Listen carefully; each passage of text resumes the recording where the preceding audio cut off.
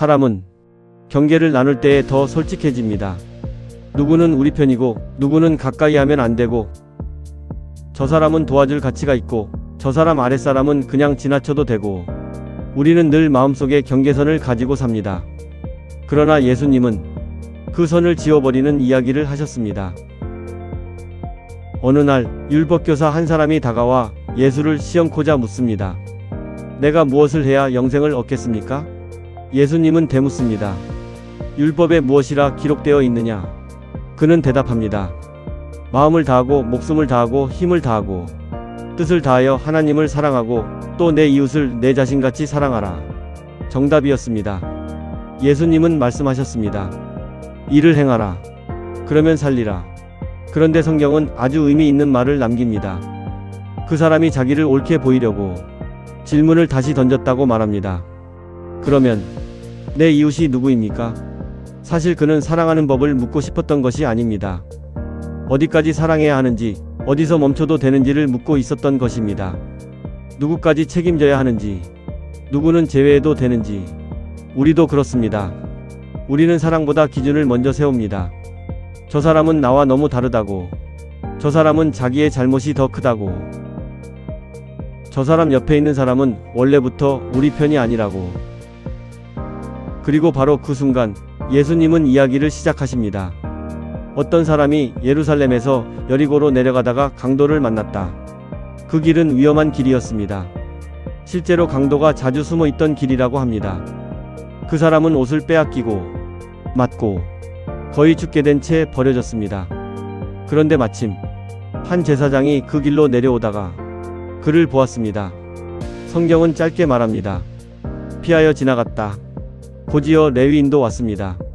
성전을 섬기던 사람, 율법을 아는 사람, 그 역시 보고도 지나갔습니다.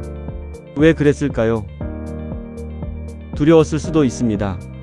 강도가 아직 숨어 있을 수도 있고, 귀찮았을 수도 있습니다. 괜히 엮이고 싶지 않았을 수도 있습니다. 혹은 피를 만지면 부정해진다고 생각했을지도 모릅니다. 하지만 예수님은 그 이유를 길게 설명하지 않으셨습니다. 왜냐하면 중요한 건 그들의 논리가 아니라 그들이 멈추지 않았다는 사실이기 때문입니다. 그리고 그 다음 등장한 사람이 있었습니다. 사마리아인. 당시 유대인들은 사마리아인을 사람 취급하지 않았습니다. 북이스라엘이 멸망한 뒤 외부 민족들과 섞였다고 여겼고 신앙도 순수하지 않다고 생각했습니다. 혼혈 민족, 배신자 같은 존재, 가까이 하면 안 되는 사람. 유대인들은 사마리아 사람과 식사조차 꺼렸습니다. 그런데 예수님은 이 이야기 속에서 가장 선한 사람으로 바로 그 사마리아인을 세우십니다. 그는 강도 만난 사람을 보고 불쌍히 여겼다고 했습니다. 여기서 이야기가 달라집니다. 제사장도 보아서 알았고 레위인도 봐서 상황을 알고 있었습니다.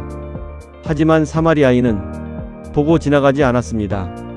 그는 가까이 갔습니다. 상처에 기름과 포도주를 붓고 싸매주고 자기 짐승에 태우고 주막으로 데려갔습니다. 그리고 돈까지 남기며 말합니다. 더 들면 내가 돌아올 때 갚겠다. 예수님은 묻습니다. 이 세 사람 중에 누가 강도 만난 자의 이웃이 되었느냐? 율법교사는 차마 사마리아인입니다 라고 말하지 못합니다. 대신 말합니다. 자비를 베푼 자입니다. 그러자 예수님은 말씀하십니다. 가서 너도 이와 같이 하라. 예수님은 누가 내 이웃인가라는 질문이나 기준을 세우지 말고 내가 먼저 그런 이웃이 되라고 질문을 완전히 뒤집어 버리셨습니다. 사람들은 늘 묻습니다. 누구를 사랑해야 합니까? 하지만 예수님은 되묻습니다. 너는 누군가의 이웃이 되어본 적이 있느냐? 우리는 종종 옳은 사람은 되려 합니다. 하지만 가까이 가는 사람은 되지 못합니다. 성경을 아는 것은 어렵지 않습니다. 어려운 것은 멈추는 것입니다. 시간을 내는 것, 손해를 감수하는 것, 불편한 사람 곁에 있어주는 것, 내가 싫어하던 사람이 어쩌면 하나님 마음에 더 가까울 수 있다는 사실을 인정하는 것. 예수님은 왜 하필 사마리아인을 선택하셨을까요?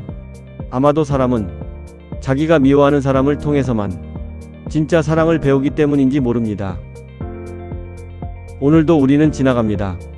사람을 지나가고 상처를 지나가고 외로운 얼굴들을 지나갑니다. 그리고 우리는 여전히 묻습니다. 누가 내 이웃입니까? 하지만 중요한 질문은 따로 있습니다. 지금 누군가의 아픔 앞에서 나는 멈추고 있는 사람인가? 아니면 알고 있으면서도 모퉁이를 재빨리 돌아가는 자인가?